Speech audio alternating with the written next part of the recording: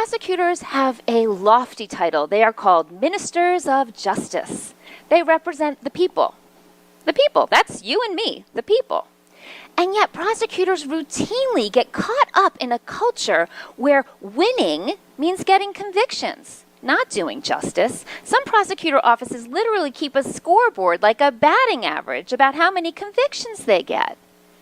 And some prosecutors get so caught up in their own invincibility that they forget an arrest doesn't mean you're guilty. And they assume anyone who's been brought into court must have done something. And so they will do whatever it takes. The ends justify the means.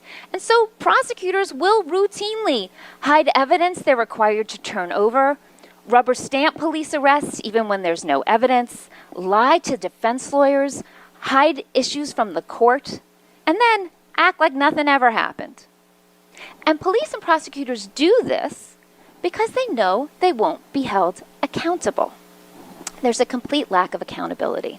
Now, police have something called qualified immunity. How many of you have heard of that? I love asking this question because today so many people have heard about qualified immunity. It's a really high legal standard, and it makes it incredibly hard to hold police civilly accountable for their wrongdoing. But I bet what none of you know is that prosecutors have absolute immunity from anything that they've done in their role as prosecutor. Absolutely shielded from intentional and deliberate misconduct, even if it costs someone decades of their lives. Now, the Supreme Court has said absolute immunity is fine for prosecutors because they can be held responsible by their bar associations. And that's true, but it never happens. The Innocence Project and some of its partners did a study.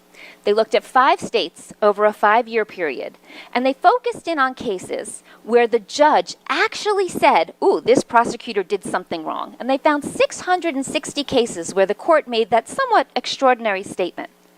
Out of those 660 cases, only 1 involved a prosecutor who received any kind of sanction by a bar association at all.